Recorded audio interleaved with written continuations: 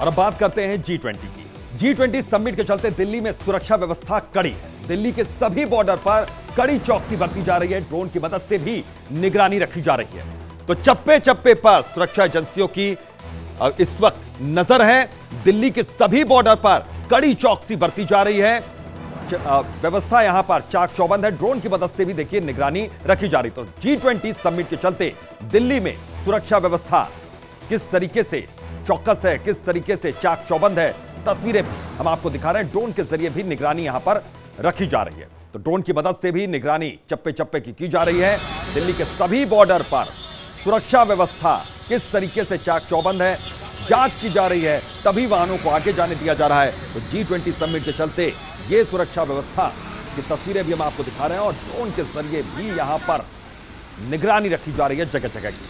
तो दिल्ली बॉर्डर पर मुस्तैदी की तस्वीर देखिए, किस तरीके से वाहनों की चेकिंग की जा रही है, उसके बाद ही वाहनों को आगे जाने दिया जा रहा है और ड्रोन से निगरानी हो रही है। दूसरी तस्वीर टीवी स्क्रीन पर, तो ड्रोन की मदद से निगरानी की जा रही है और मुस्तैदी किस तरीके से है, सुरक्षा व्यवस्था किस तरीके से चाक चौबंद है, सारी तस्वीरें इस वक्त टीवी स्क्रीन पर आपके सामने हैं। तो G20 की तैयारियों से जुड़ी हुई, उसकी सुरक्षा व्यवस्था से जुड़ी हुई एक एक तस्वीर हम आपको दिखा रहे हैं कि किस तरीके से सुरक्षा व्यवस्था है और कैसे यहां पर निगरानी रखी जा रही है। यानी कि परिंदा भी पर नहीं मार सकता है, इस तरह की यहां पर मुस्तैदी है। तो प्रशासन यहां पर पूरी तरीके से तैयार, मुस्तैद।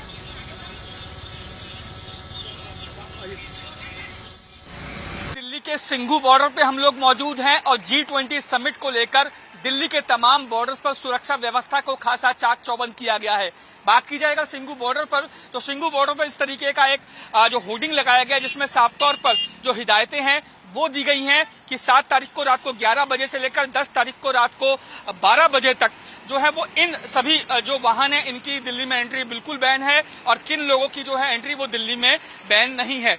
इसी बात को दिखाते हुए और तमाम जो सुरक्षा व्यवस्था है उसको आप साफ तौर पे देख सकते हैं कि यहाँ पर जो BSF के जो पैरामिलिट्री फोर्सेस है वो यहाँ पर जो है तैनात है अत्याधुनिक हथियारों के साथ। इसके साथ साथ अगर बात की जाए लोकल पुलिस की, अगर मैं बात करूं तो लोकल पुलिस भी जो यहाँ पर तैनात है। सभी गाड़ियों की चेकिंग जो है वो खासी गहनता से, गंभीरता से की जा रही है। वहीं अगर मैं बात करूं ड्रोन की, अगर मैं बात करूं तो आप साफ तौर पर देख सकते हैं कि बॉर्डर पर ड्रोन से भी जो निगाह रखी जा रही है और तमाम जो हलचल है, जो बॉर्डर्स पे हलचल इस समय चल रही है, उनकी रिकॉर्डिंग भी ड्रोन के जरिए की जा रही है।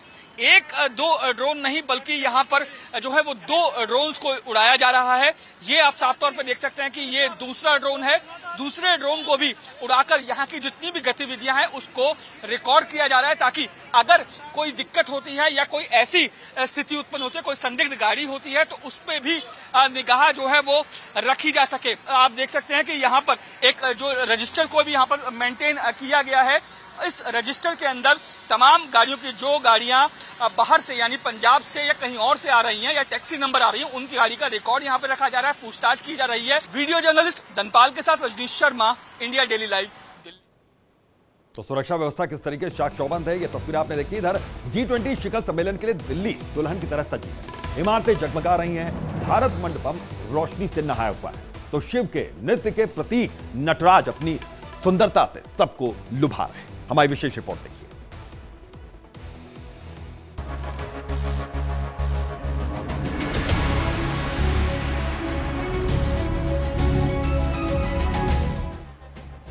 मेरी दिल्ली हिंदुस्तान का दिल है। मेरी दिल्ली की खूबसूरती बेमिसाल है।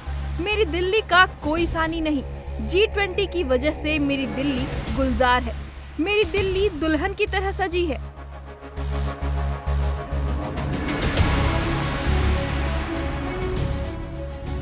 कल से दिल्ली में G20 समिट होना है। मेहमान पहुंचने लगे हैं। इनके स्वागत में दिल्ली पलके बिछाए हुए है।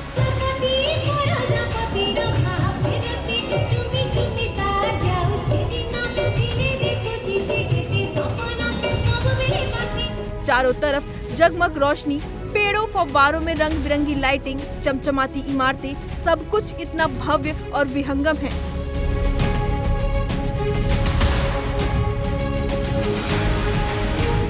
भारत मंडपम ये वो समागम स्थल है। भारत मंडपम का दिव्य नजारा कुछ ऐसा दिखाई पड़ता है। यहाँ दुनिया के राष्ट्राध्यक्ष वैश्विक मुद्दों पर मंथन करेंगे, भविष्य की राह तय करेंगे। गुलाबी रोशनी से सजा भारत मंडपम शानदार लग रहा है। ऐसा लग रहा है कि मानो स्वर्ग कहीं है तो बस यही है।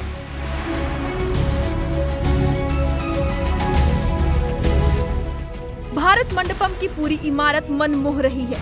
दूर से ही इसकी सजावट अपनी ओर खींच रही है। भारत मंडपम के आसपास के इलाके भी जगमग हो गए हैं। फव्वारों से निकलती बौछार मन को शीतलता दे रही है। नटराज की मूर्ति महानृत्य का न्योता दे रही है। 2700 करोड़ की लागत से बने भारत मंडपम में जब G20 की बैठक होगी, तब पूरी दुनिया भारत के बढ़ते कद के बारे में जानेगी। इसे मेक इन इंडिया की मूल भावना को ध्यान में रखते हुए तैयार किया गया है।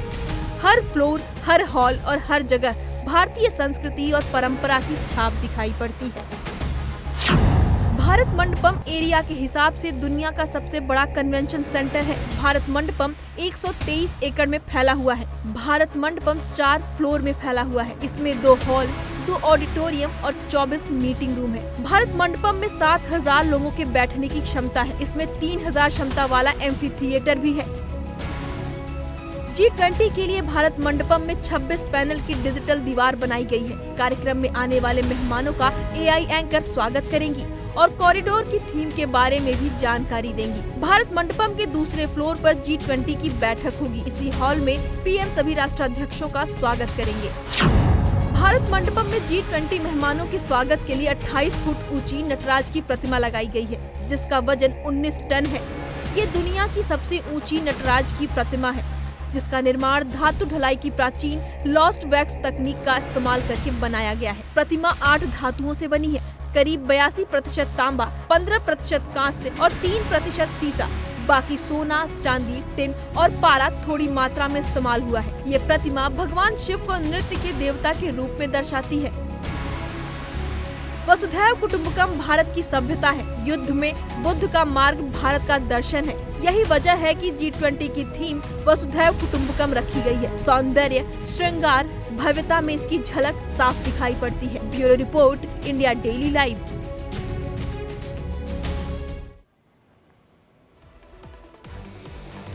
और अब